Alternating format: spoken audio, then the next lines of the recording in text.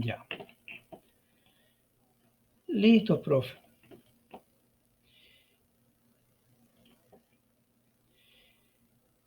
Ya. Hoy empezamos con lo que es el taller de diseño de una clase virtual exitosa. ¿Por qué le puse exitosa? Porque podemos diseñar clases virtuales que no sean exitosas también. ¿No ves?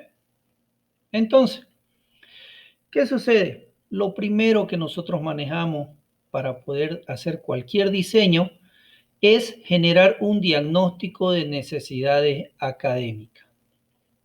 Pues ya un nombre complicado, un poco largo, a lo mejor no lo entendemos. En esta conversación, en esta sesión de hoy día, vamos a tener lo que es el diagnóstico de las necesidades académicas, el valor agregado y componentes integrales de refuerzo. Eso es algo nuevo. Diseño de objetivos y productos formativos integrales para diseñar actividades. Bueno, a lo integral en nuestro modelo educativo se le llama holístico, ¿no es? Son palabras que dan la idea de lo complejo que es en realidad la formación, ¿no? Porque no es solamente concretar la memorización de una información, sino que es más complejo, ¿no? Viene a ser la creación de un conocimiento, una competencia que esté más intrínseca, más interna, más arraigada en el propio ser del estudiante, que lo asimile como propio, ¿no? Entonces, veamos un poco. Algunas consideraciones previas y reflexiones para empezar a ver esto. Primero que nada, ¿sí? En lo académico, nosotros como parte de un plantel docente, somos copartícipes, o somos, se podría decir, corresponsables de que estos jóvenes bachilleres en algún momento, ya, de preferencia si es antes de que salgan bachilleres, se conviertan en elementos productivos hacia la sociedad, ya sea generando un servicio o generando producto. Básicamente eso busca la educación en esencia, ¿ya? Preparar al individuo desde su nacimiento. Ya ahorita, arreglamos eso, profe. Espéreme y volvemos a empezar. Estamos acá pantalla, compartir. Listo. Ahora sí. Nos vamos a quedar acá. Entonces, ¿cuál es el truco acá? Nos piden que estos jóvenes bachilleres en algún momento, ¿ya?, estén preparados para ser elementos de la sociedad que sean productivos, ya sea prestando un servicio o ya sea generando un producto. En esencia, cada persona es productiva, siempre va a ser productiva, es parte de la sociedad. La diferencia está en si nosotros somos personas productivas en positivo o somos personas productivas en negativo. La persona que produce en negativo es aquella persona que genera gasto, que genera un lastre en la sociedad, pero está produciendo, aunque sea un estorbo, pero produce. Y tenemos la persona, el elemento de la sociedad, que genera un producto o genera un bien en positivo, que es aquel que es mejor aceptado en la sociedad, quien aporta, pues, ¿no? Entonces, la educación en esencia busca formar o entrenar o capacitar, dependiendo del modelo de la sociedad, ¿sí?, para que el individuo produzca. Veamos ahora. Realmente a conciencia, esta es una pregunta que se la voy a dejar a ustedes que están viendo la presentación, ¿realmente estamos nosotros logrando que estos estudiantes tengan éxito? ¿Realmente estamos logrando, digo estamos porque todos somos copartícipes, corresponsables del producto final, ¿ya? Sería ilógico que una profesora de primaria me diga, yo no soy responsable de la calidad de bachiller que sale de este colegio, cuando en realidad ella le dio los fundamentos. Entonces, todos, absolutamente todos, somos corresponsables de estos angelitos que salen bachilleres para continuar, o sea, finalizando una etapa de su vida, pero para iniciar otra. No es que aquí se acaba su objetivo. Entonces, la pregunta para nosotros queda, ¿estamos teniendo éxito? Y lo vamos a dejar ahí. Vámonos ahora a pensar en esto del diagnóstico de necesidad académica. Descompongamos en algunos conceptos. El diagnóstico, ¿qué es? Es el análisis, la evaluación, la valoración o revisión de algo. Es un diagnóstico así. ¿Qué es una necesidad? O las necesidades es un déficit, es una debilidad, es una insuficiencia o un requerimiento. Quiere decir que hasta aquí vamos a hacer un análisis de los déficits, las debilidades o las insuficiencias de lo académico. Aquí es donde se nos cruzan los cables. ¿Por qué digo que se nos cruzan los cables? Porque el docente, desde el inicio de los tiempos, ha cambiado, le han mutado el rol, ¿sí? Hoy en día han querido transformar al docente en un elemento, ¿ya?, replicador de un modelo educativo. Y eso es doloroso porque el docente es una persona que se ha profesionalizado para ejercer su vocación. ¿Quién está de acuerdo con ese criterio? ¿Acaso el docente no es aquel que se preparó y se profesionalizó para ejercer su vocación? ¿O ustedes cuando entraron a estudiar y prepararse para docente fueron de manera consciente en convertirse en un instrumento de réplica de un modelo educativo? Pueden contestarme esa pregunta, profe. ¿Quién de ustedes opta por la opción 1 y quién de ustedes opta por la opción 2? Entonces, en lo académico vienen estas preguntas. El contenido, ¿qué es lo más importante? ¿Qué representa lo académico?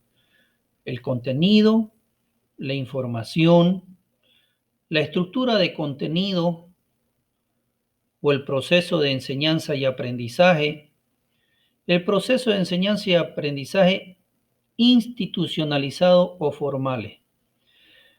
¿Cuál de estas palabras o estas preguntas engranan mejor en el concepto que estamos manejando para describir lo académico? ¿O podríamos describir de otra manera? ¿Cómo describirían ustedes lo académico? Profe, ¿qué dicen? ¿Qué descripción podrían darle ustedes? Un cortito. Para mí lo académico es y listo. ¿Qué dicen, profe?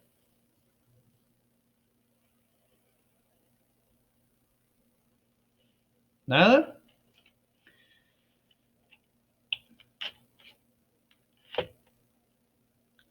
Lo comió la lengua a los ratones a mi profe. Voy a tener que llamar por lista.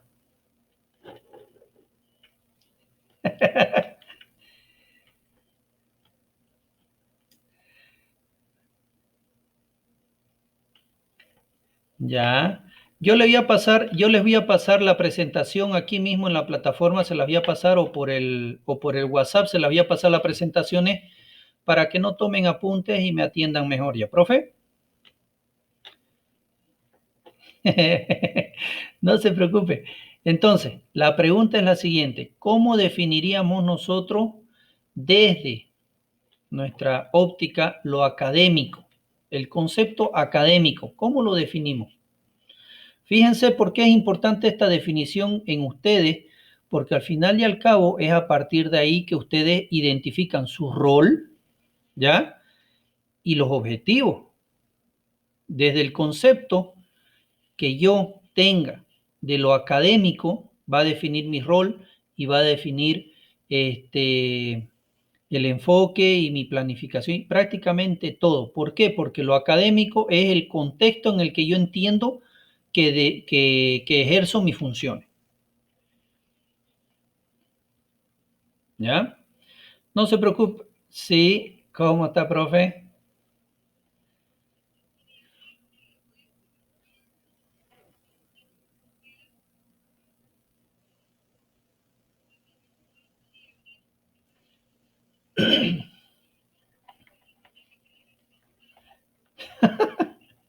Ya,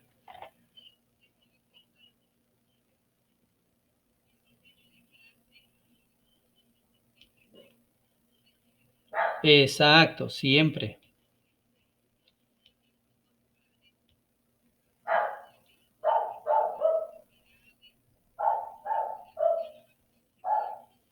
Exacto, sí,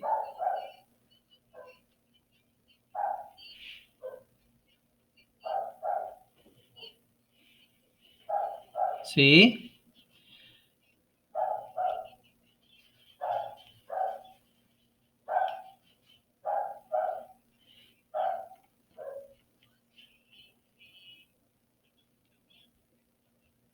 ya,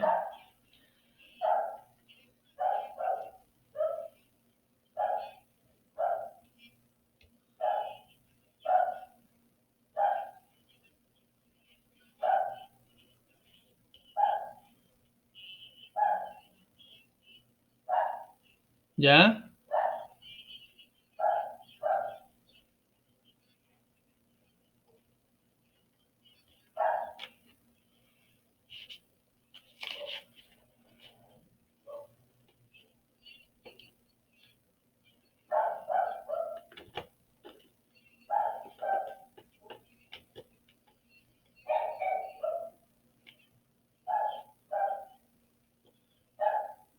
exacto.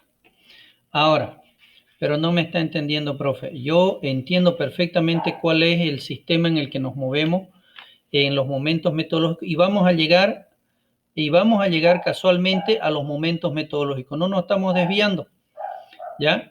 Los momentos metodológicos a mí me parece una metodología muy bien elaborada, ¿no? Este, hoy en día está costando un poco este, implementar o ejecutar estos momentos metodológicos porque el sistema virtual nos limita mucho, ¿sí? Nos limita mucho en lo que son las evidencias, en lo que son la evaluación, sobre todo ¿cómo podríamos decir? En que realmente los resultados de la evaluación sean reales y representen y no estén contaminados, que quiere decir que no esté la mamá ayudando al niño, ¿no? O que el jovencito no esté con el celular pasándose información o buscando en internet, ¿no? Entonces, hoy en día el tema de la evaluación tiene que cambiar también, ¿no? Algo que nos dé a nosotros la certeza de que el muchacho está realmente asimilando y no esté simplemente encontrándole el vacío en el modelo y esté encontrando cómo engañarnos, ¿no? Entonces, por eso es que aquí en este proceso del diagnóstico, sí,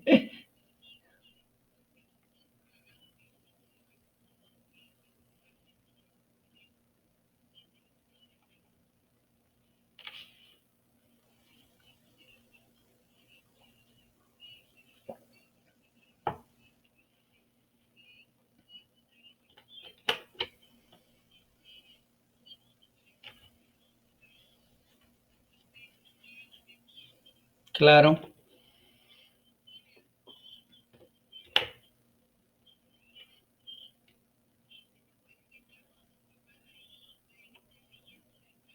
Exacto,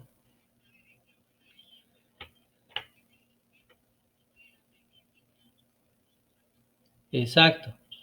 Por eso le digo, tenemos que encontrar otros mecanismos que sean más confiables o hacer evaluaciones cruzadas. Ya no importa.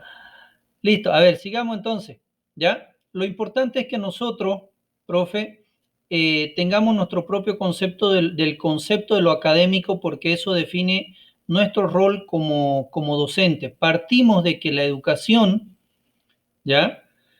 Tiene como punto central el educador, ¿ya? El único que puede modificar el proceso educativo es el educador. ¿Me equivoco?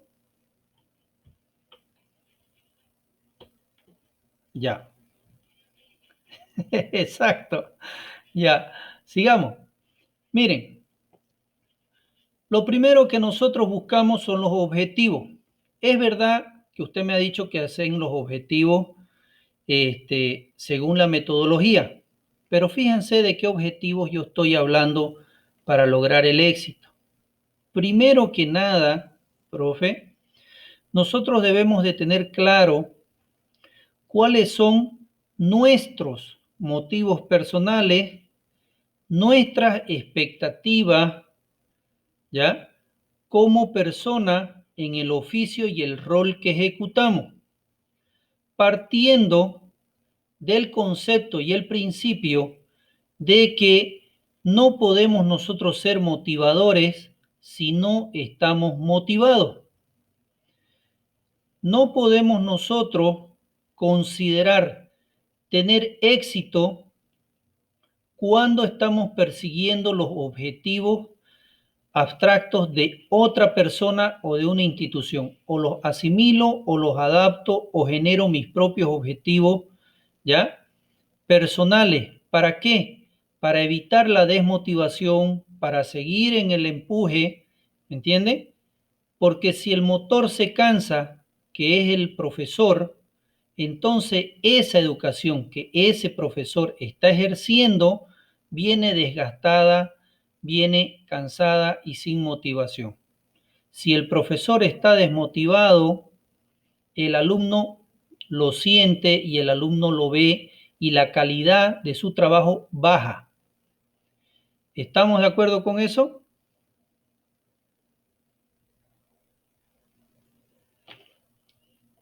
Entonces, fíjense bien que estoy uniendo el proceso académico, ¿ya? Siempre nos han dicho que tenemos que ser profesionales, pero el proceso académico, el proceso educativo es inevitable que es un proceso de interacción humana. Por lo tanto, si yo soy el motor, debo tener mis objetivos concretos, los míos. Entiendo que hay un objetivo en el modelo educativo, hay un objetivo por cada tema, hay un objetivo por cada trimestre, efectivamente. ¿Ya? Pero los motivos personales son aquellos los que me mueven, me motivan y me dan la fuerza para seguir, porque saben bien ustedes como profesores que si bien hay momentos de éxito, también hay momentos bajos en el proceso, en la relación laboral, en el proceso de ejercer, ¿sí? Luego, es importante que nosotros como personas, definamos un enfoque o proyección de nuestra metodología. Es verdad que nuestro modelo educativo habla de la socioproductividad, habla de crear personas que tengan las competencias y los saberes para vivir bien, etcétera. Un montón de elementos que algunos son ya discursivos solamente, pero fíjense a qué me refiero cuando digo enfoque o proyección. Cuando a mí me llega un tema de clase, supónganse, me llega el tema del descubrimiento de América, yo tengo la posibilidad, respetando todo el contenido, por supuesto, respetando la fecha, los nombres, no le voy a cambiar el nombre a Cristóbal Colón, no le voy a cambiar el nombre, ¿no? A los reyes católicos, no le voy a cambiar el nombre a las carabelas, pero, en mi clase yo tengo la posibilidad de presentarlo como nos los han presentado estos 14 años a Cristóbal Colón como el malvado que vino y esclavizó y robó y asesinó y engañó a los inocentes pueblos indígenas, ¿ya? Y que por ello y que por culpa de él es que nosotros estamos sumidos en la extrema pobreza y no podemos recuperarnos durante 500 años. Perfecto, ese es un enfoque que yo puedo tener. Pero también yo puedo tener, ¿sí? El enfoque y decirle a los estudiantes, Cristóbal Colón fue una persona perseverante, fue un visionario, ¿ya? Fue intrépido, tuvo éxito, ¿no? Muy probable que el resultado de lo que él descubrió o su hipótesis de que el mundo era redonda y que él iba a encontrar otro camino por otro lado para las Indias, tuvo éxito y después se distorsionó, listo. Pero puedo yo sacar de esa misma clase para los estudiantes la importancia de ser perseverante, de tener visión, de ser emprendedores, de ser persistente, ¿sí? Y mostrarle que las personas así tienen éxito, ¿sí? Entonces, fíjense, son dos enfoques totalmente opuestos, uno derrotista y el otro que pone como ejemplo, ¿no? Una situación histórica en la que estas cualidades personales rindieron un fruto. Entonces, el enfoque que nosotros le demos a la información que se nos da como base para enseñar a los estudiantes determina el tipo de formación que estamos dando. Independiente al tipo de texto que me estén dando, ¿ya? A la currícula que me estén dando, el enfoque es muy personal del maestro. Ese es el valor agregado que ustedes dan y enriquecen al proceso educativo y transforman la información muerta que está en un libro, la transforman en acciones de vida de esos niños y los transforman en personas útiles. Es el enfoque de ustedes, los profesores, en aula, ¿ya? Donde el modelo educativo no puede obligarlos a decir lo que no quieren ustedes decir. ¿Pueden ustedes enseñarle a los chicos a ser derrotistas y sentirse resentidos por haber sido dominados desde su existencia genética? Porque en 500 años ellos existían genéticamente, ni siquiera existían ellos. ¿Me entienden? Yo puedo tener resentimiento por algo que me han hecho a mí, no a mis antepasados. Pero en fin, ese es un enfoque. Por eso me refiero yo que lo primero que nosotros tenemos que replantearnos o plantearlo o definirlo, a lo mejor ya lo tenemos planteado, pero no lo hemos clarificado, es el enfoque que yo quiero darle a la educación de la cual yo soy responsable. Luego vienen los valores. En mis objetivos debo yo tener muy claro y definir qué tipo de valores quiero transmitir. Y los valores no están escritos en los textos, ¿sí? Así como les dije, a mí me entregan un tema de la planta, ¿sí?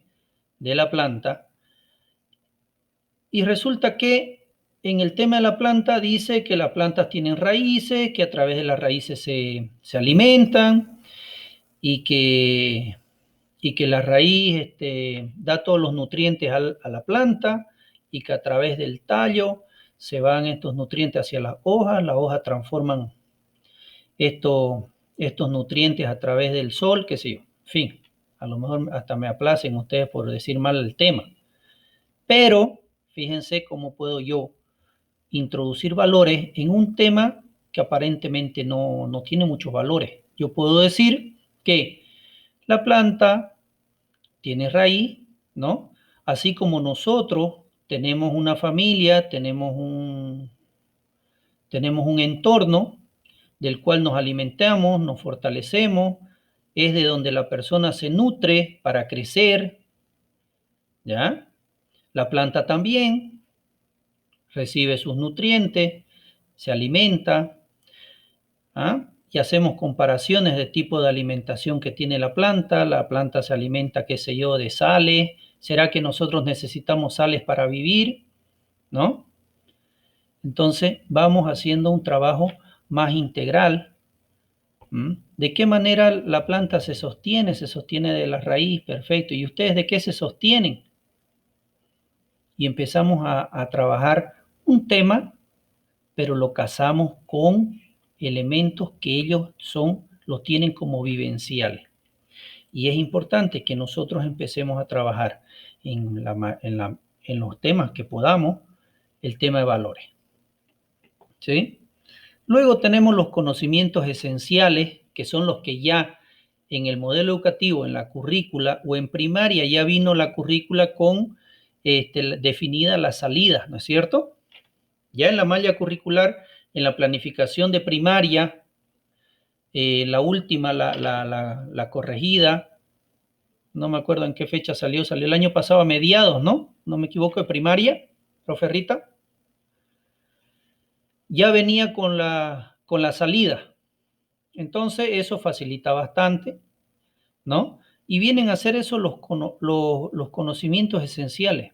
El conocimiento esencial es lo mínimo que tiene que saber como dato, como información el estudiante. Y luego vienen los conocimientos complementarios que son los que nosotros podemos manejar de manera más libre. Podemos, qué sé yo,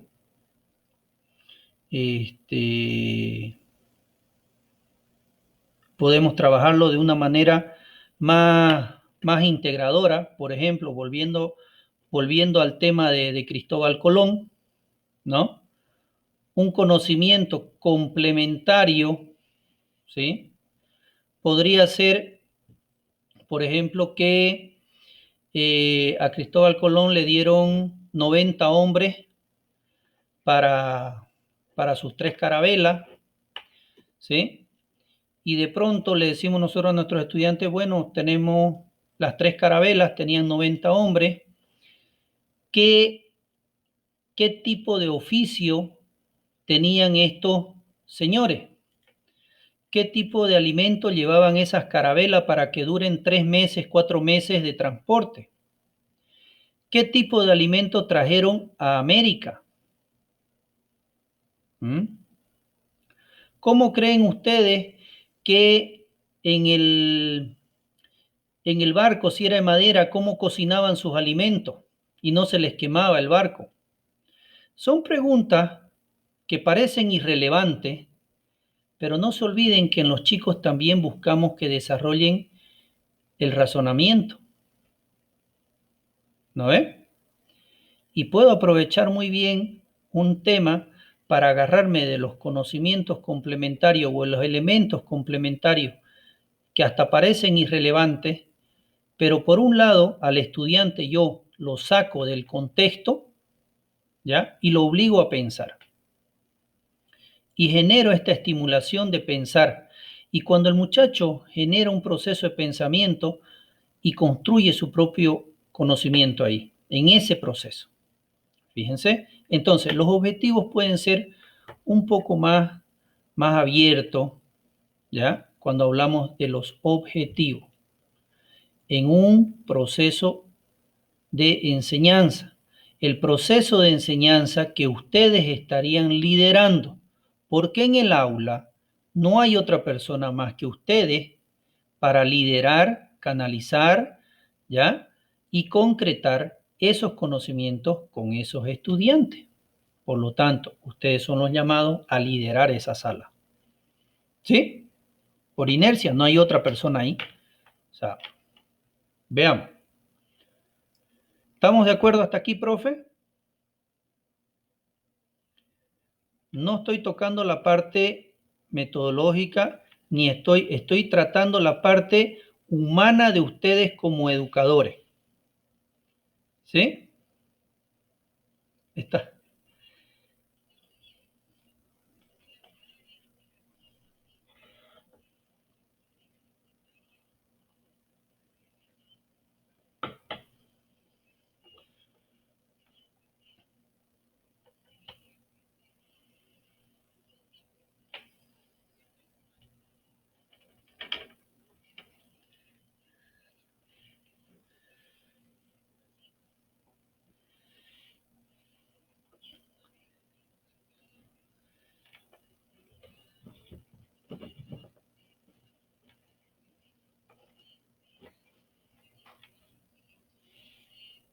Exacto.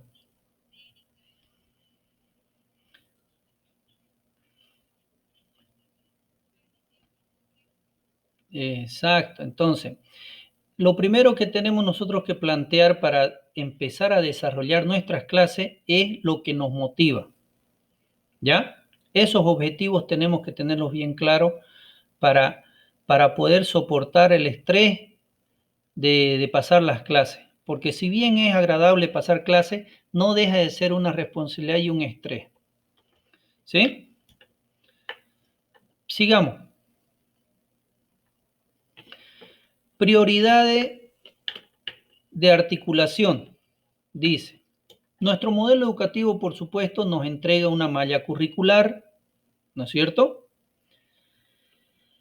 Está estructurado en base a temas, conocimientos e información. Básicamente nos dan en crudo, ¿ya? Estos elementos, un tema, o sea, tiene un nombre, el conocimiento, que es la información básicamente, ¿no? O el conocimiento se lo plantea como un objetivo porque mientras no se concrete en el estudiante, todavía sigue siendo información. Entonces, ¿pero cómo vamos a priorizar? Veamos. Ustedes tienen a lo largo, en una malla curricular, tienen, qué sé yo, si bien tenemos el tema 1, el tema 2, tema 3, 4, 5, 6, no sé, 20 temas, ¿ya? Que vienen en la malla curricular base. La malla curricular base es flexible. ¿Qué quiere decir? Que yo puedo pasar este tema 4, lo puedo pasar acá, ¿sí? O el tema 3, pasarlo por acá. Tiene cierta flexibilidad la malla curricular, pero también me dice que esto de acá que me dan como malla curricular es lo mínimo que debe existir, ¿ya? En el desarrollo de los temas y en el desarrollo de los conocimientos en el estudiante, pero no nos da un techo, no nos prohíbe hasta aquí. ¿Me equivoco, profe? Ya. Ahora veamos esto. Bajo ese principio de flexibilidad, ¿cómo voy yo a priorizar mis temas? Todos sabemos en los años de experiencia que siempre tenemos temas que son más difíciles de avanzar o de tratar o que tienen más resistencia o tienen más dificultades para dictarse. Yo pongo siempre el ejemplo de la profesora o un profesor de valores, o ustedes cuando están en clase también le enseñan, ¿no? Que la igualdad de género, ¿no es cierto? Siempre estamos peleando contra eso, la igualdad de género. Perfecto, el niño asimila, está de acuerdo, entiende cuál es la lógica de la igualdad de género y de pronto llega a su casa y el papá o la mamá le dice, vos anda a hacer esto porque sos el hombre y tu hermana que es mujer va a ir a hacer esto. Entonces, resulta que ese tema de igualdad de género tiene un tremendo elemento que se contrapone. La formación en la casa y la formación en el colegio.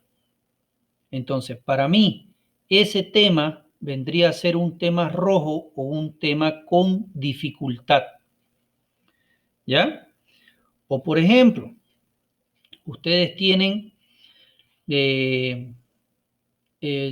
los temas de suma, resta, multiplicación, división. Listo. A lo largo de primaria. Aunque hay chicos que lo arrastran hasta secundaria, pero vámonos a lo básico. ¿Ya? Entre la suma, la resta, la multiplicación y división, ustedes tienen uno de esos temas que para ustedes, no importa si al docente viene el colega y le dice, pero ¿cómo te va a costar ese tema si ese tema es fácil? Yo en 2 patadas se lo enseño a mis estudiantes. Listo, eso es él. Pero ustedes en lo personal, en su desarrollo profesional, tienen temas que por X, Z motivo les está costando enseñarlo. Listo, los marco y esos se van a convertir en mi prioridad. ¿Ya? Estos de aquí se van a convertir en mi prioridad. ¿Por qué? Porque es en donde tengo dificultad. Nadie se esfuerza donde es fácil. Uno tiene que poner esfuerzo y atención donde le está costando, ¿o no? Entonces, este de aquí se va a convertir en mi prioridad y a este voy a buscar material de apoyo, ¿sí? Material de apoyo, videotutoriales, páginas, juegos interactivos, material didáctico. Voy a buscar ayuda, ¿ya? Y voy a buscar recursos y herramientas, porque este me está costando. Esa es la primer medida, buscar más material. Puede ser material, herramienta. Otro elemento que voy a bombear a este tema es tiempo. Y ustedes me van a decir, ¿y de dónde pues voy a sacar tiempo si apenas me alcanza para dictar todo mi... ¿Sí? Estoy yo escribiendo con mi mouse y tengo una pizarra ya ahorita. Tiempo, ese es otro elemento. ¿De dónde le voy a sacar tiempo yo a este? ¿De dónde le voy a regalar tiempo? Bueno, acá viene el ayudante. El ayudante es el otro tema, ¿sí?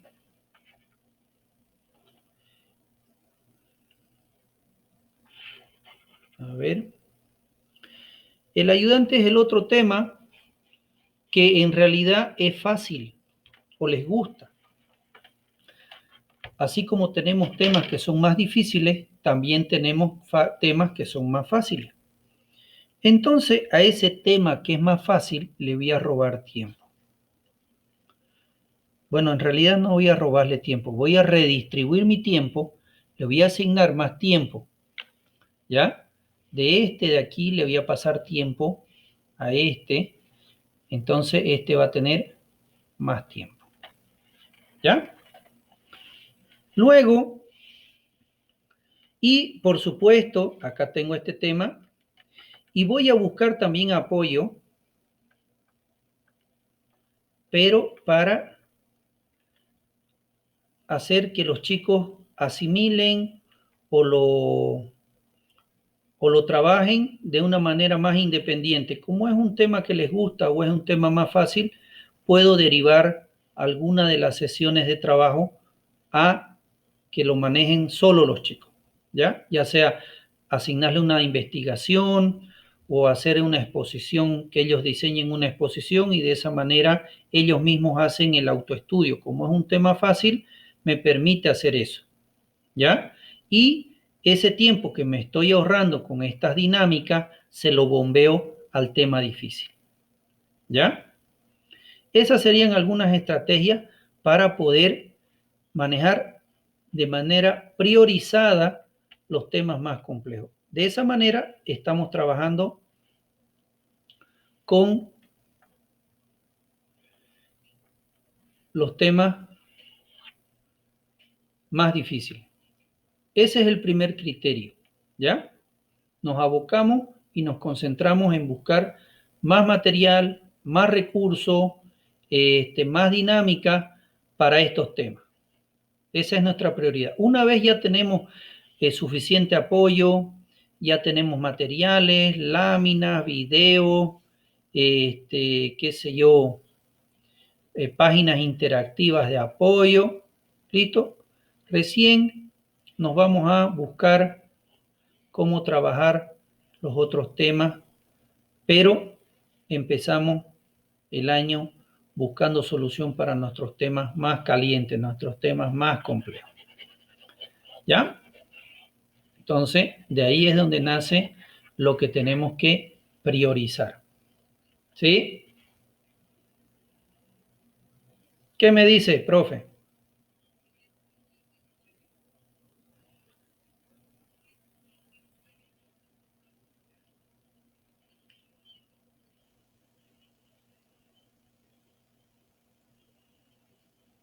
Ya, ya.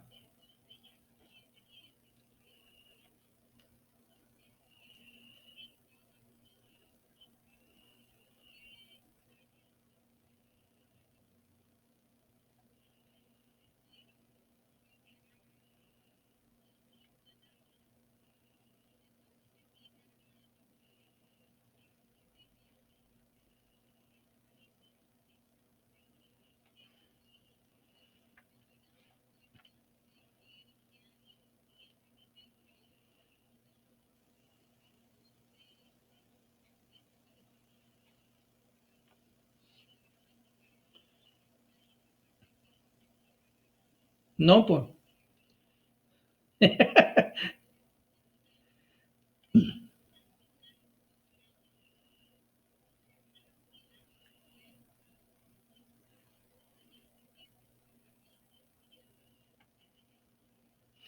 Claro.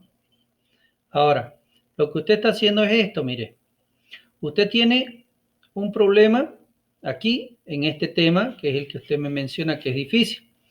Entonces, en base a este conocimiento adquirido, que no está consolidado al 100%, usted agarra en los otros temas, ¿sí? Genera un material que esté relacionado a este de acá, un material, una actividad, entonces la entrega esta actividad, un texto ya preparado, con esta temática, por supuesto, pero con esta dinámica, ¿no es cierto? Eso, ¿qué está haciendo? Usted está ayudándole a este tema, dándole tiempo. ¿Por qué tiempo? Porque lo está extendiendo el proceso de aprendizaje y consolidación de este tema y lo está extendiendo hasta acá y lo está extendiendo hasta acá y así sucesivamente. A eso es a lo que yo me refiero cuando hablamos de priorizar. Nosotros tenemos ya que tener identificados nuestros temas, como usted me dice, a estas alturas cada profesor, con los años de experiencia que tienen ustedes, tienen perfectamente identificado cuál es el problema y dónde lo tienen. Entonces, ahora, el truco está en crear estrategias que a lo largo del año yo lo pueda trabajar. ¿Sí? Que el conflicto no se concentre en este momento, en este espacio de tiempo, sino que puedo yo empezar a trabajar conocimientos previos en otros temas, ¿sí? Y puedo agarrar y generar dinámicas preparando pequeños textos o preparando materiales que se enlacen con los otros temas. De eso se trata la estrategia que se plantea cuando decimos hay que priorizar. ¿Ya? Está correcto, todos lo estamos haciendo así. Y eso es, ahora, esto de acá se puede reforzar cuando resulta que yo lo trabajo con temas de otras materias. ¿Sí? Otras materias, sí o sí. Por ejemplo, ¿ya? A lo mejor hay un tema que es difícil o el tema de las multiplicaciones, agarro con el profesor de música y los hago practicar canciones sobre de la tabla de multiplicar, que hay hartísimas, ¿no? Hay dinámicas de danzas, con los números, con sumas, con restas. Entonces, yo estoy trabajando con otras materias y este tema lo estoy dispersando para lograr realmente una interacción y lograr el objetivo que es la consolidación de este conocimiento al final. Pero no me puedo quedar solamente en un esfuerzo de mi materia. Debo buscar ya actividades integradoras o transversales, como querramos llamarle, con otras materias para reforzar. Y de ese es mi oficio como profesor, decir, a ver, el tema, por ejemplo, de los huesos, el tema del sistema muscular o el aparato locomotor, que se llama, lo puedo tranquilamente trabajar con el profesor de educación física, ¿sí? En vez de que el profesor les diga, a ver chicos, corran más fuerte. Bueno, el profesor de educación física debería cambiar su lenguaje y decir, a ver chicos, muevan esos cuádriceps, ¿no? A ver, eso, vamos a hacer abdominales, vamos a ver. Entonces, estamos articulando. A esto es nuestra forma de priorizar. Veamos ahora.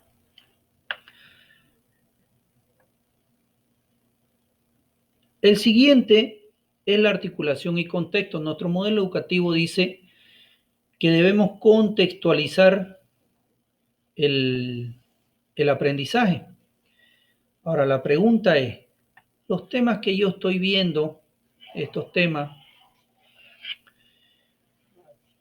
¿tienen un enfoque actual?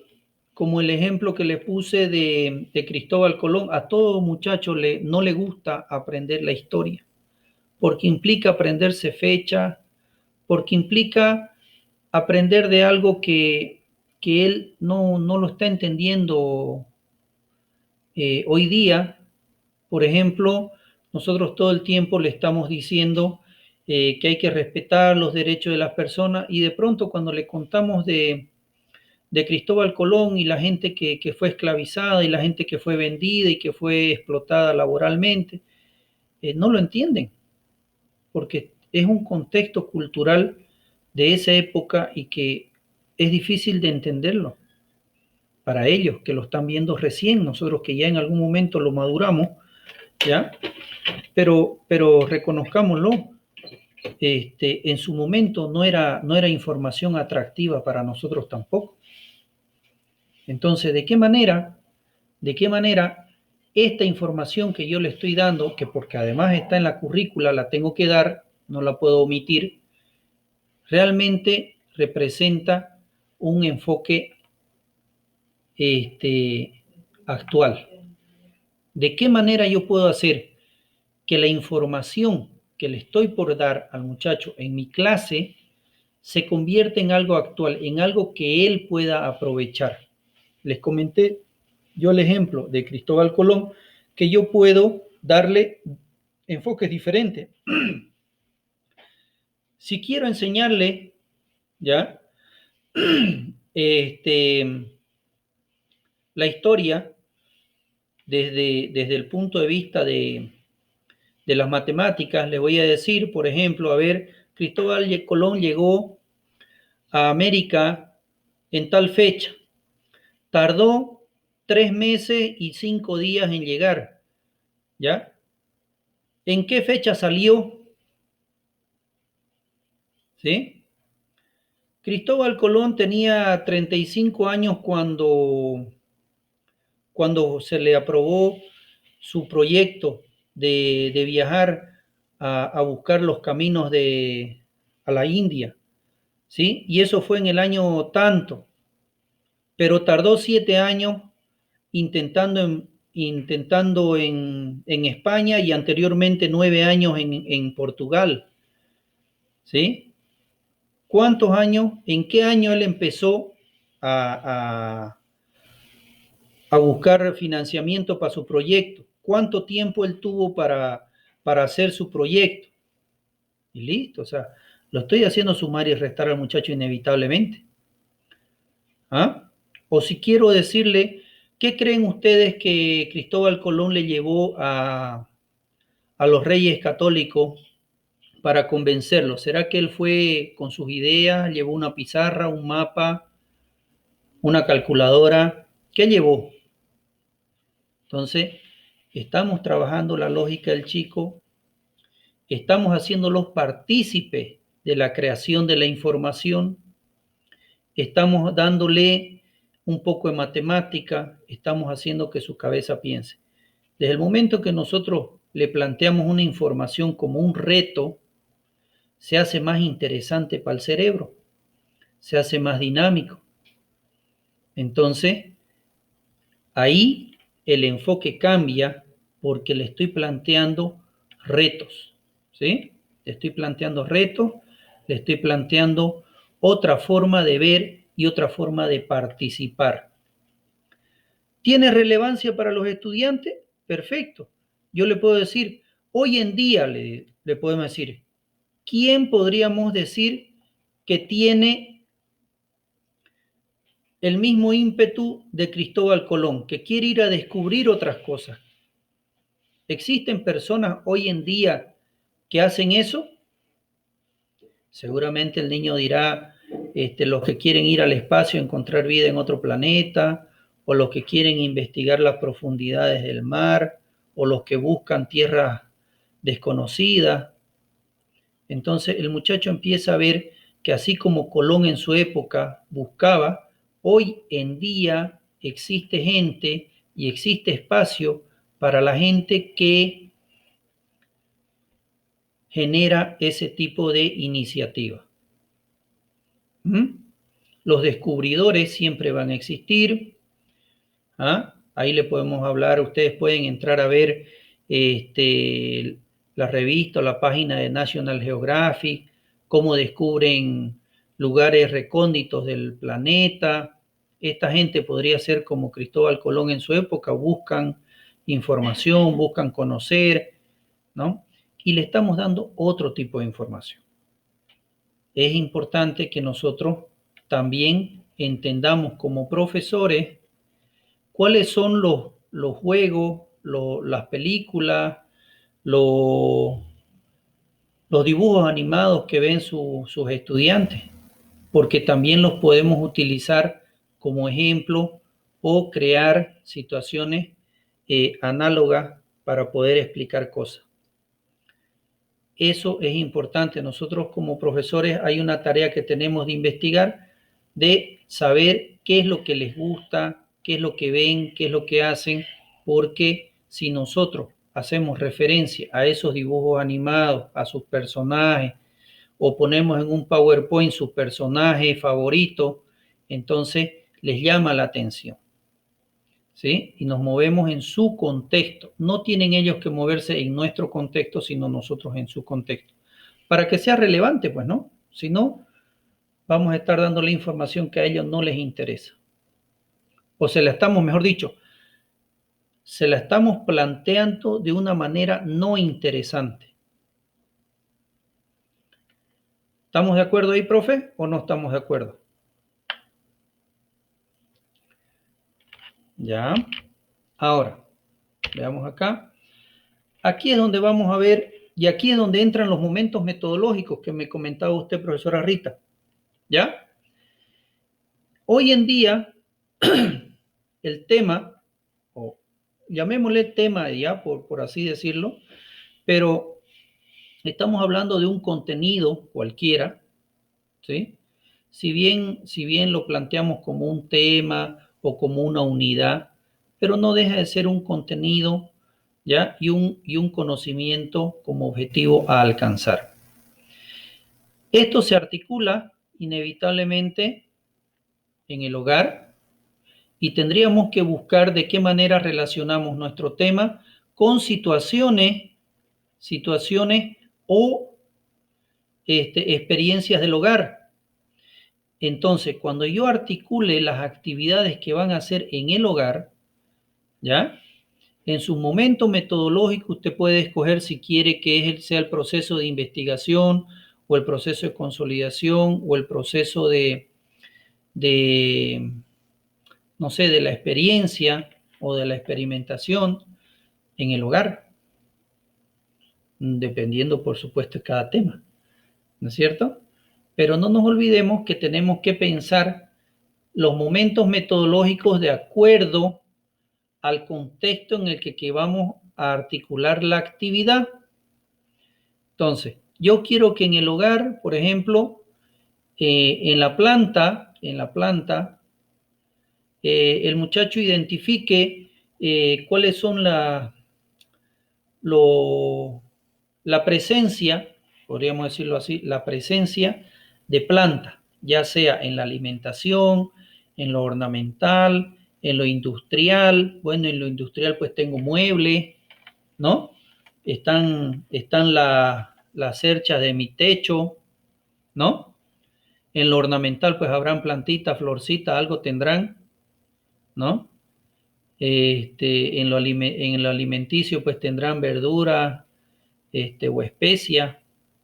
Entonces, ahí yo estoy viendo, ¿no? Y articulo el momento metodológico de acuerdo a lo que puedo yo rescatar de lo que él tiene acceso o interactúa en el hogar.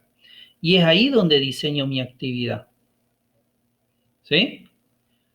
Ahora, el problema que todavía no se termina de solucionar es realmente conseguir las evidencias que sean fiables, ¿no?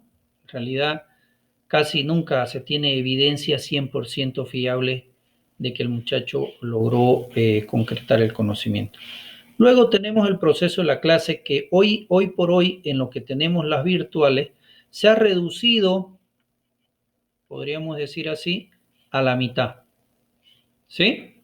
No sé cuánto le han reducido a ustedes el tiempo del contacto en tiempo real o de interacción en tiempo real con el estudiante, pero yo calculo, por lo que veo en varios colegios, es que se ha reducido a la mitad, un poquito de menos de la mitad. ¿Me equivoco? Si usted antes tenía 3 periodos, le han bajado a 2 o le han bajado a un periodo, ¿no? De 40 minutos. ¿Me equivoco?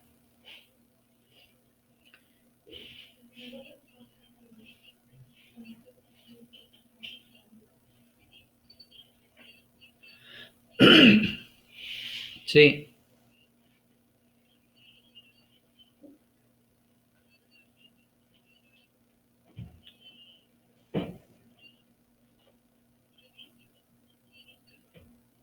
claro, 1 hora 20, claro, hora 20 minutos eran 2 periodos, pues, ¿no?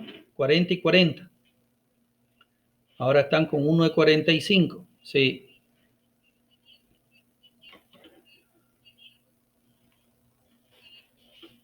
claro,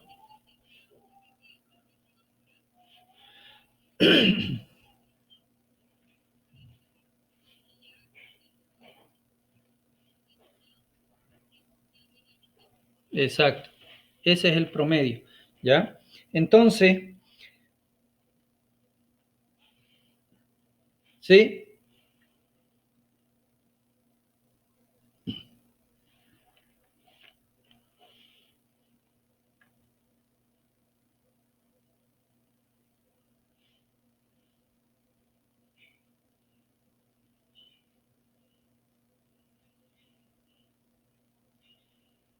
sí, en secundaria han reducido mucho menos, en el entendido que supuestamente el joven de secundaria ya puede estar, tiene más autocontrol, ¿no? Y no sufre mucha ansiedad como el niño de primaria, pues, ¿no? Entonces, sí, en secundaria han reducido un poquito menos, sí. Ahora, desde el momento en que nosotros en la clase perdemos el control del contacto al 100% del estudiante, porque resulta que ahora el estudiante solamente podemos controlar lo que podemos ver, que es la mitad. La mitad del muchacho lo vemos. Entonces, no sabemos si él aquí está con el celular, está con un cubo Rubik, ¿no? O está comiendo, no sabemos. Entonces, esta dinámica de esta clase tiene que lidiar con estas dificultades. Por lo tanto, ya desde el momento que cambia el instrumento, cambia el medio y cambia la interacción, ya debe cambiar la metodología y el enfoque y el rol que cumple esta clase en el proceso educativo. Esta clase, como objetivo, sugiero yo, debe concentrarse mucho, ¿ya?, en transmitir al estudiante el énfasis de la importancia de la temática, el énfasis de, de generar las competencias de autoestudio para traspasar parte de la responsabilidad, ¿ya?, que antes era de presionar a que el muchacho consiga el objetivo, presionar a que él logre hacer la dinámica en la clase y transformarla, tratar de transformarla en algo que lo motive lo suficiente como para que él genere actividades propias de autoestudio y autodesarrollo en la casa. Por otro lado, cuando hablamos de lo virtual, bueno, ahora todo está virtual, pero cuando hablamos de lo virtual nos referimos a todo aquello que ocupa la mente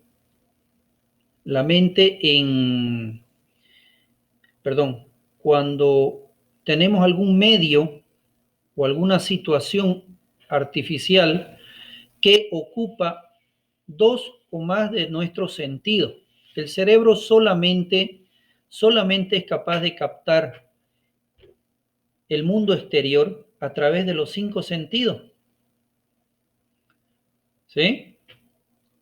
El cerebro no entiende el volumen de algo si es que no utiliza el tacto. No entiende la masa de algo si es que no utiliza el tacto y el sistema muscular para poder sopesar las cosas. No entiende la distancia si es que no utiliza la vista, ¿ya?, o su propio movimiento. ¿Me entiende? Entonces, el cerebro no tiene forma de entender el mundo exterior sin utilizar los sentidos.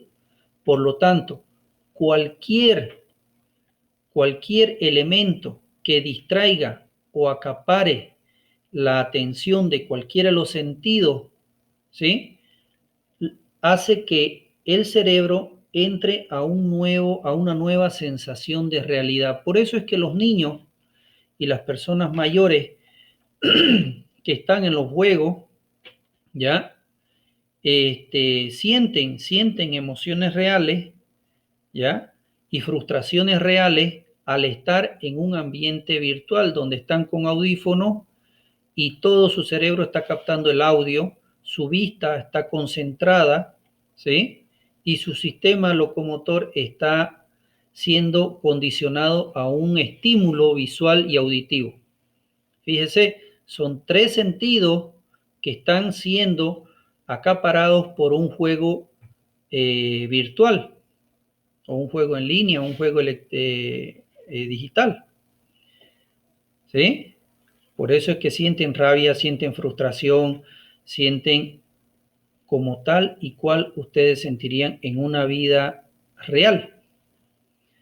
Por eso es que cuando nosotros le damos lo que es la gamificación en la educación, ¿sí?, lo hacemos entrar a una realidad en otra dimensión, en otro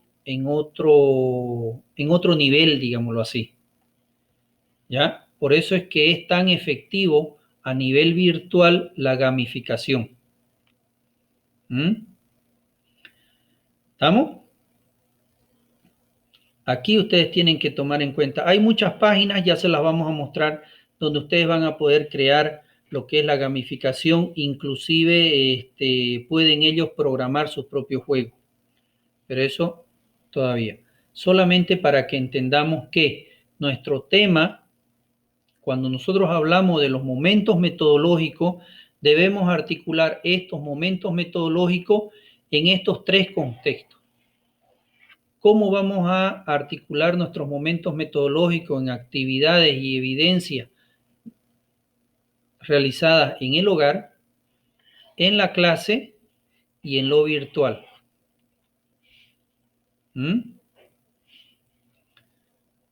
Nuestros momentos metodológicos, ya, por lo general, quien mejor lo trabajó en el modelo antiguo de aprendizaje o de enseñanza o el sistema educativo era en el hogar y la clase. ¿Sí? Pero nos estábamos olvidando de este otro que viene a ser un enemigo bastante poderoso a nivel formación de la persona. Porque el niño y el joven está aprendiendo de los juegos. ¿Por qué creen que hoy en día los niños, las generaciones, digamos, de 5, 6, 7 años, ustedes, las profes de primaria, deben ser más conscientes de este cambio generacional, donde ese niño es mucho más, ¿cómo le diré? Se frustra más rápido, ¿sí? Sufre de más ansiedad, se distrae más rápido que generaciones de hace unos 5 años atrás. ¿No ve? Sí. Ajá.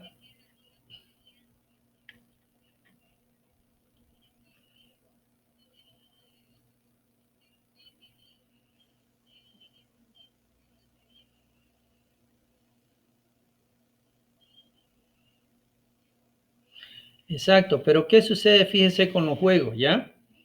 El niño en la temática o en la, digámoslo así, en el desarrollo del juego, él se pone a correr, logra un premio, hace una cosita por ahí y consigue otro premio, y hace otra cosita y consigue otro premio. Entonces, se está acostumbrando a que si yo abro mi cuaderno, quiero premio. Si yo escribo mi tarea, quiero premio. Si yo presento puntual, quiero premio. Si yo lo hago prolijo, quiero premio, pero se convierte en unos chantajistas profesionales, ¿no?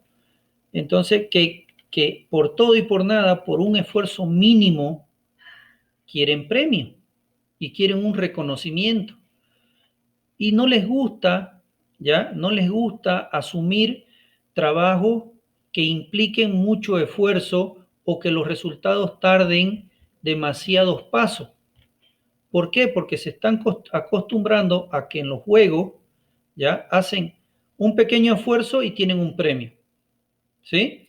Y los objetivos y los premios y las sesiones terminan en tiempos muy cortos. Entonces ellos están acostumbrados a situaciones en las que consiguen resultados en poco tiempo. Y cuando nosotros le decimos esto es un proceso largo, se desmotivan y se ven frustrados. Fíjese, es una reacción completamente entendible desde el punto de vista de que ellos están pasando demasiado tiempo en los juegos.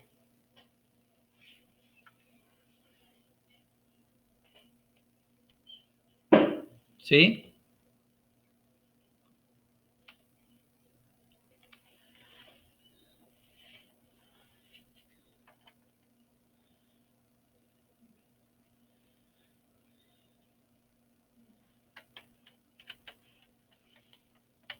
Exacto.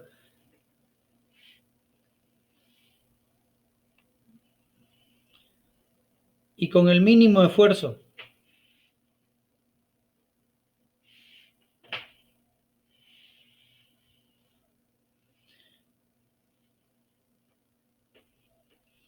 Pero es el sistema comercial, donde a usted le venden la flojera, ¿sí? ¿Para qué vas a hacer un refresco si lo puedes comprar hecho? ¿No es cierto? ¿Para qué vas a hacer un jardín si nosotros vamos y te lo hacemos? ¿No es cierto? O sea, el tema de la competencia comercial y cada vez te lo hacen. Antes, bueno, ahora por la pandemia todo el mundo pide la comida, las cosas que se la lleven a casa. Claro, ¿ah? Exacto, pero si usted se da cuenta, ahora que ya hay la liberación de la cuarentena, el negocio sigue igual. La gente se acostumbró a ser servida en su casa. Es lo mismo. ¿Ah? Somos seres de hábito, profe.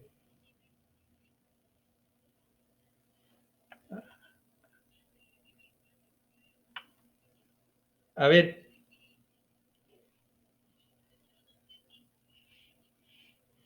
ya,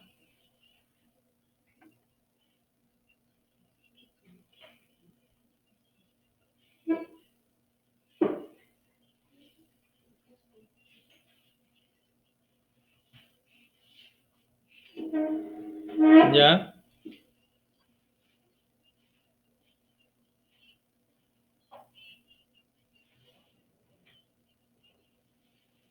ya,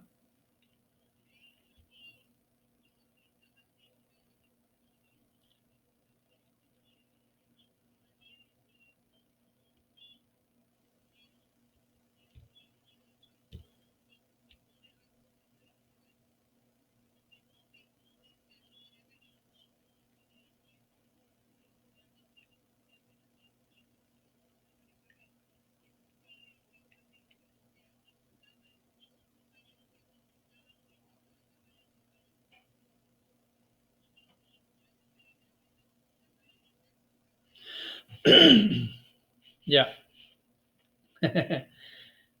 Ya, sus alumnos son de quinto, ¿no?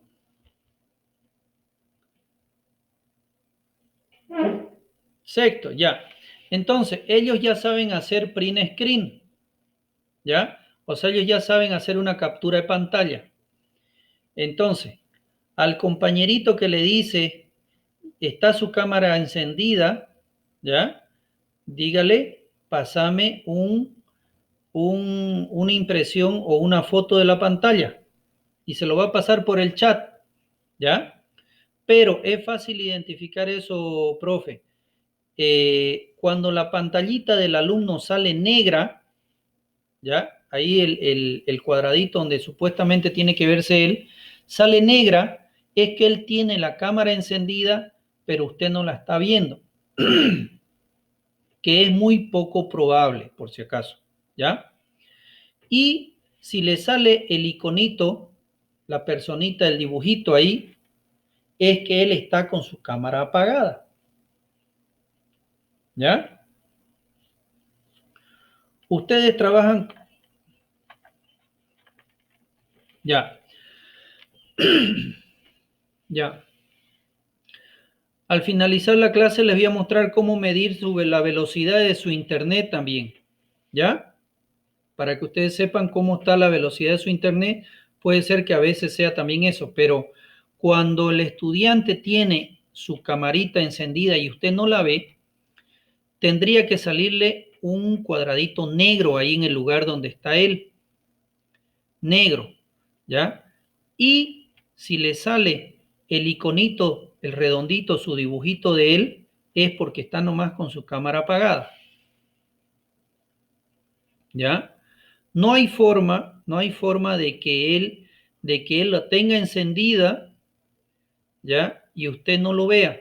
Sí o sí, si es que es un problema de conexión de usted o de él, y él está con su máquina encendida y usted está pudiendo escuchar su audio del chico, entonces es que hay conexión entre su máquina y de él. Entonces hay un intercambio de información porque usted está escuchando lo que él dice. Entonces, ahí lo que tiene que hacer es ver si le sale negro es porque su cámara o su conexión de él no está con buena velocidad. Y aún así le tendría que salir algo de imagen, por lo menos la imagen congelada de él. Pero si sale el dibujito ahí, su fotito o el grafiquito que de él, entonces que está nomás con su cámara apagada.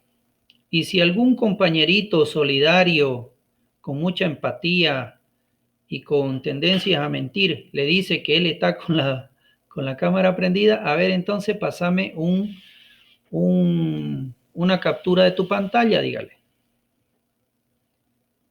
¿Me entiende? Porque si él lo está viendo, él puede hacer la captura de pantalla. ¿Ya? De esa manera.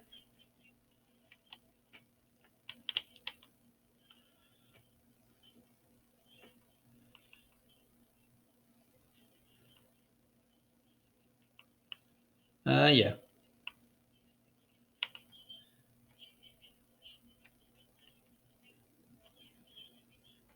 Ah, habría que ver entonces, profe, si es que es muy repetitivo eso, tendría que ver cómo está la velocidad de su internet a lo mejor. ¿Ya? Listo. Rapidito terminaremos esto. El cuarto punto, que más o menos lo hemos analizado ya, que es el enfoque formativo. Vuelvo a repetir, nosotros somos corresponsables de que estos muchachos salgan a una sociedad de manera productiva o de una manera improductiva. ¿Por qué? Porque supuestamente hasta la edad de 17 años ellos han tenido que formarse como personas. La prioridad del sistema educativo es formar personas productivas o capaces de ser individuos valiosos a su sociedad, pues, ¿no? Entonces, por eso es que acá yo le pongo que es importante el enfoque. Nosotros hablamos hace un momento del enfoque que ustedes pueden darle a los temas. Independiente a lo que esté escrito en el texto, ustedes pueden generar un enfoque.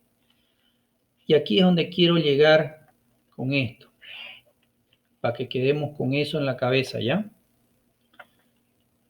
Miren, fíjense lo que podríamos nosotros, ¿ya?, considerar para la formación de los estudiantes.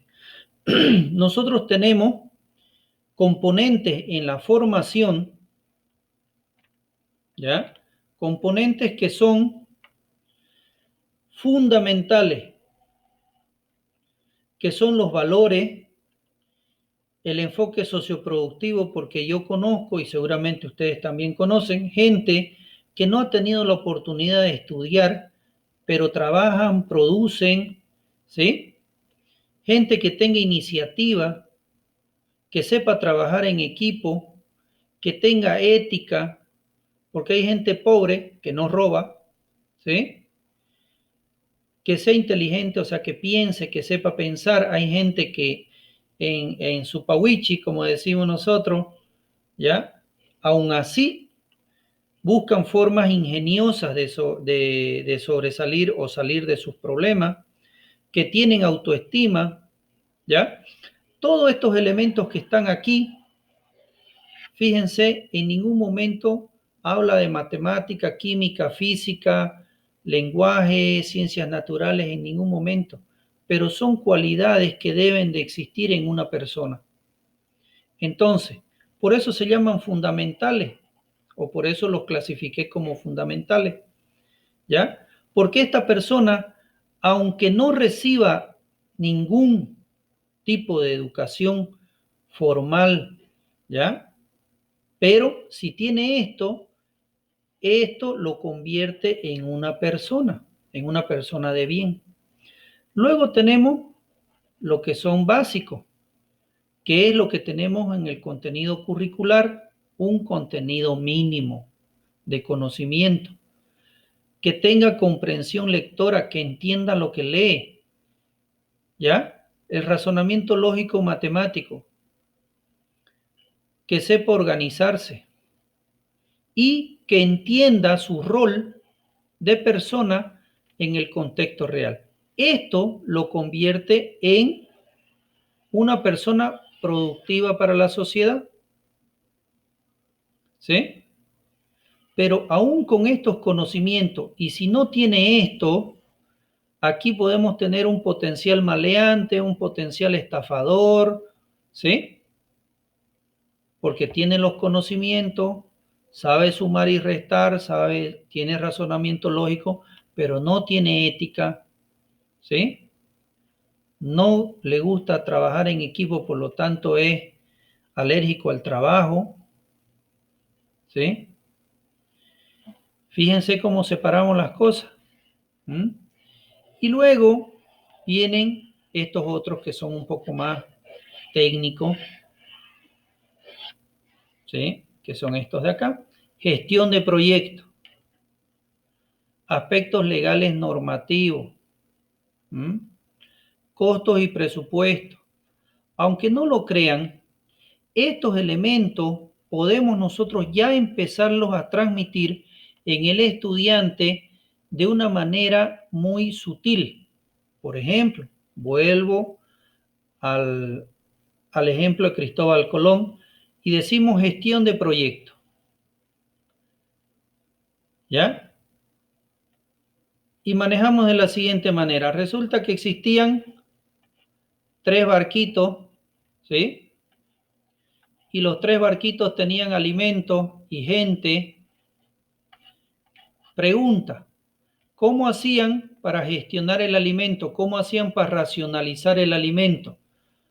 ¿Cómo hacían para asignar las tareas y roles a cada marinero?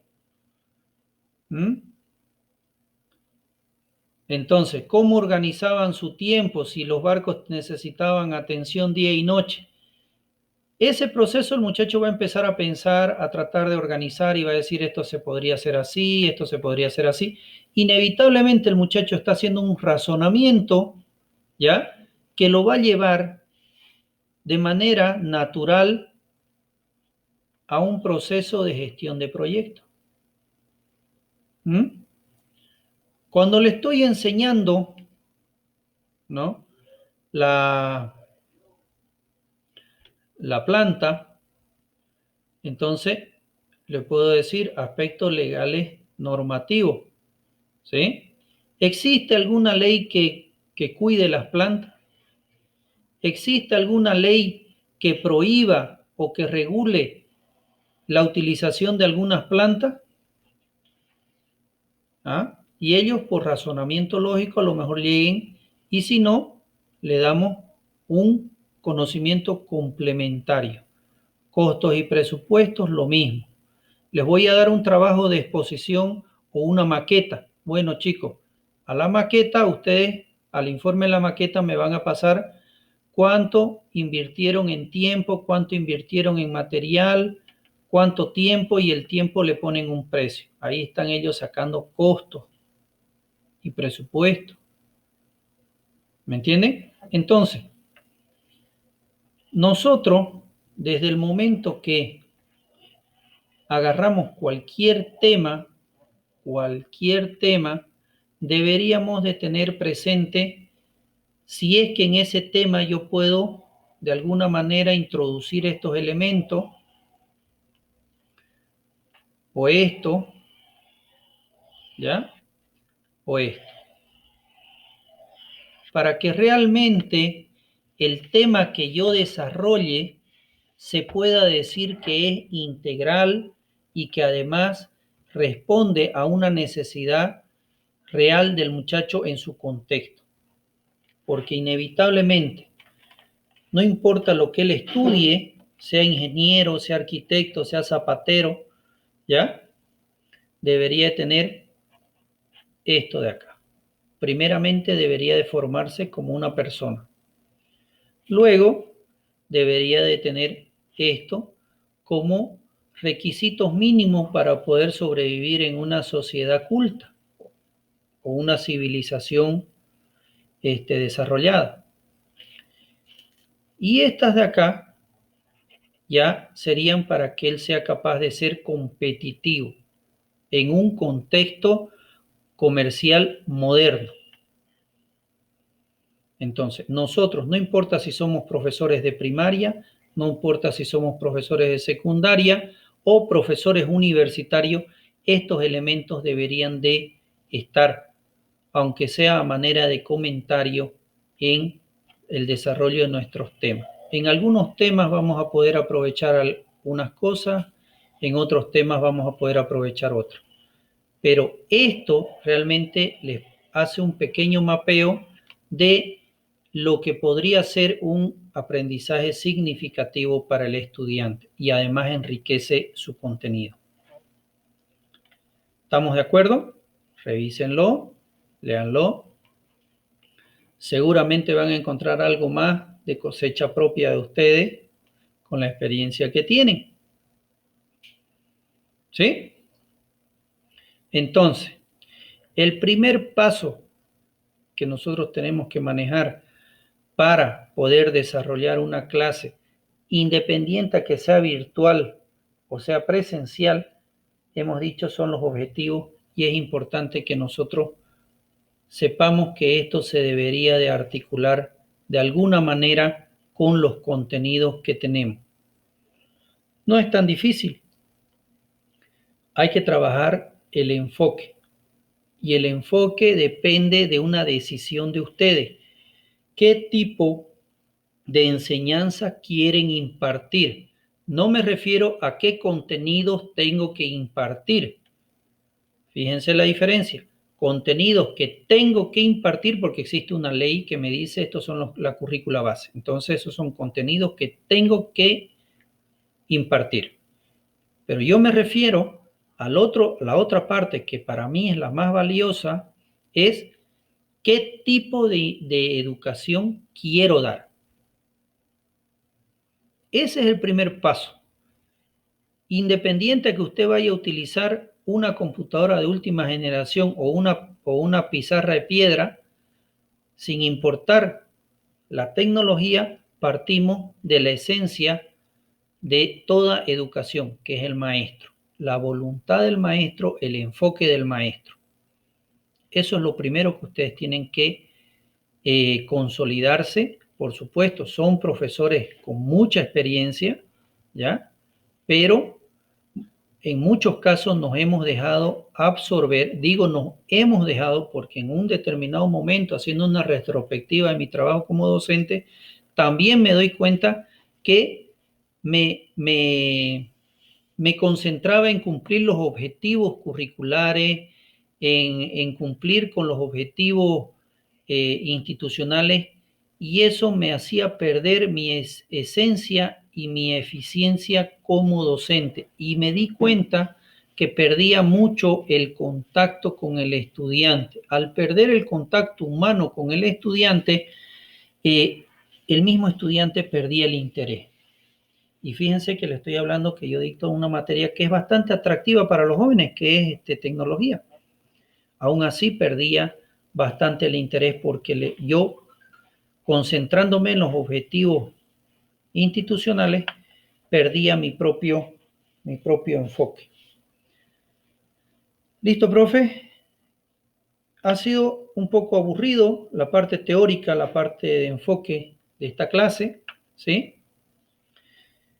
Espero que no haya sido tan aburrida. Sé que el bla bla siempre aburre, ¿no?